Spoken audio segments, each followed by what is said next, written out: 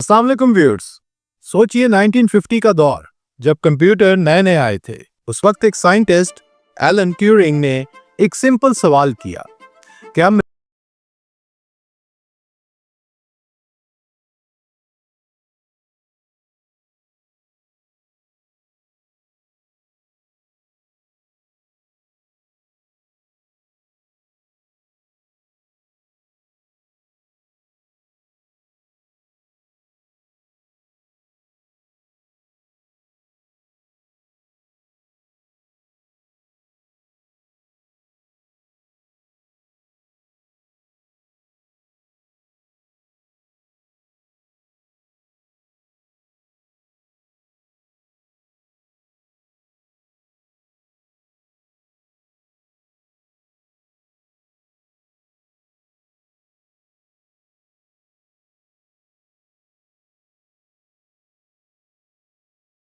Heat करने लगी। आज 2025 में हम एक ऐसे पॉइंट पर खड़े हैं जहां एआई सिर्फ एक रिसर्च सब्जेक्ट नहीं, बल्कि एक मल्टी बिलियन डॉलर इंडस्ट्री बन चुकी है, जो हमारी जिंदगी के हर हिस्से को टच कर रही है। मोबाइल ऐप से लेकर कार्स, हॉस्पिटल और हत्ता के क्रिएटिव इंडस्ट्री तक। दोस्तों, आजकल आर्टिफिशियल इंटेलिजेंस की डिमांड हर जगह है।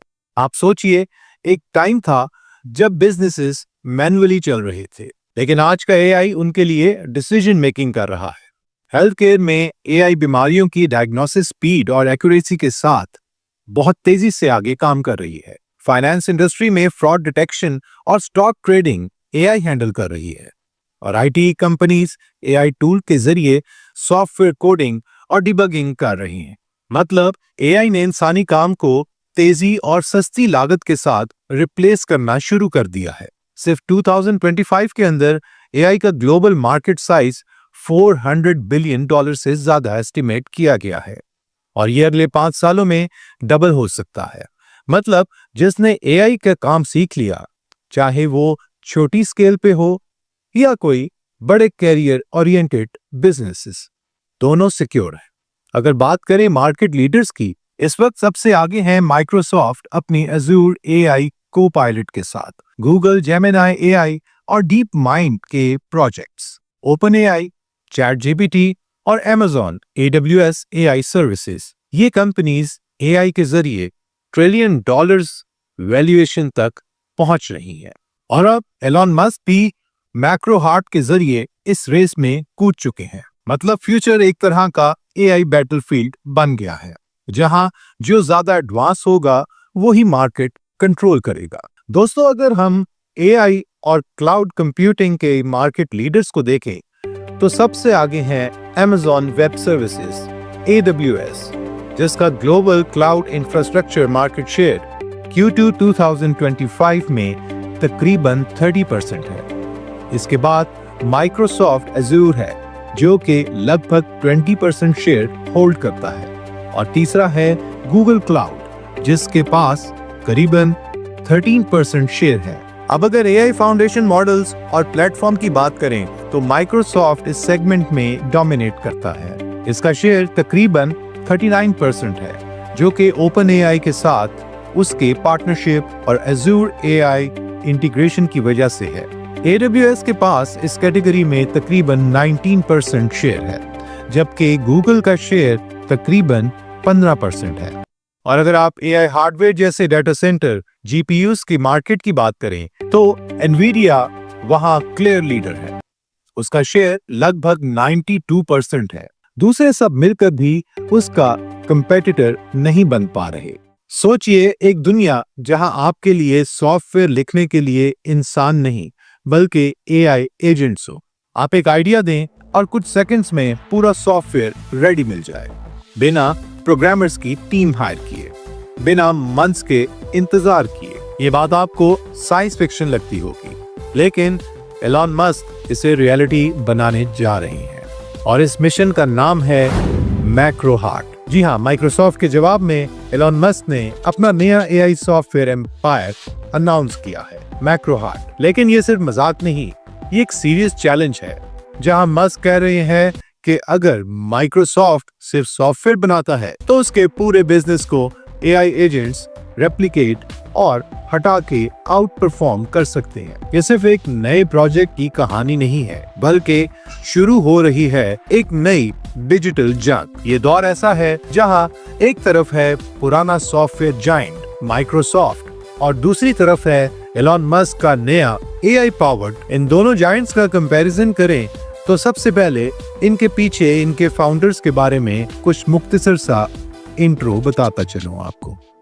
टेक्नोलॉजी की दुनिया में अगर हम दो सबसे बड़े नाम लें तो वो हैं बिल गेट्स और एलन मस्क, लेकिन दोनों की सोच और अप्रोच बिल्कुल अलग है। बिल गेट्स एक सॉफ्टवेयर विजनरी है। उनका फोकस हमेशा स्टेबिलिटी, सॉफ्टवेयर एडेप्टेशन और ग्लोबल बिजनेस एक्सपेंशन पर रहा है। माइक्रोसॉफ्ट, विंडोज और ऑफिस ने 90s में कंप्यूटर को घर घर तक पहुंचाया और इसने डिजिटल रेवोल्यूशन की बुनियाद रखी। गेट्स की अप्रोच थी एक स्टेडी और लॉन्ग टर्म एम्पायर बिल्ड करना, ऐसे एम्पायर जो डेकेड्स तक चल सके। दूसरी तरफ एलन मस्क एक डिस्ट्रप्टर है। उनका स्टाइल है रिस्क लेना, नए आइडियाज के साथ इंडस्ट्रीज को हिला देना, चाहे वो स्पेसएक्स हो, टेस्ला हो या अब मैक्रो हार्ट। मस्क का मकसद हमेशा इम्पॉसिबल को पॉसिबल बनाना होता है। उनका विजन शॉर्ट टर्म स्टेबिलिटी नहीं, बल्कि फ्यूचर को कंप्लीटली रीइन्वेंट करना है। वो चाहते हैं एआई ऐसी दुनिया बनाए जहां इंसान की प्रोडक्टिविटी और क्रिएटिविटी की हदें तोड़ दी जाए। आप कह सकते हैं कि बिल गेट्स एक एम्पायर बिल्डर हैं जिनकी स्ट्रेटेजी है slow and steady wins the race, जबकि एलन मस्क एक ड्रीमर और एक रिस्क टेकर हैं जिन्होंने दुनिया को दिखाया कि bold moves change the game. अब सवाल ये है कि अगर माइक्रोसॉफ्ट की फाउंडेशन स्टेबिलिटी पर बनी है और मस्क का मैक्रो हार्ट डिस्ट्रप्शन पर, तो जीत किसकी होगी, स्टेबिलिटी का या डिस्ट्रप्शन का? मैक्रो हार्ट का नाम सुनकर आपको लग रहा होगा कि ये सिर्फ एलन मस्क का एक मजाक है, लेकिन मस्क ने क्लैरिफाई किया कि ये प्रोजेक्ट 100% रियल।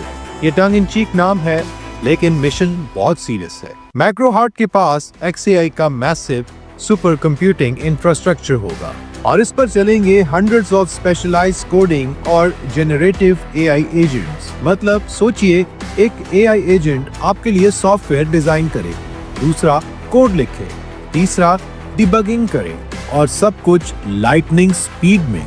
तो सवाल ये उठता है, फ्यूचर क्या होगा? अगर मैक्रो हार्ट सक्सेसफुल होता है तो सॉफ्टवेयर इंडस्ट्री का पूरा मॉडल बदल जाएगा। जो काम अभी हजारों प्रोग्रामर्स करते हैं वो AI एजेंट्स करेंगे और इससे कॉस्ट कम होगी, स्पीड बढ़ेगी और इनोवेशन लिमिटलेस होगी। लेकिन रिस्क भी है।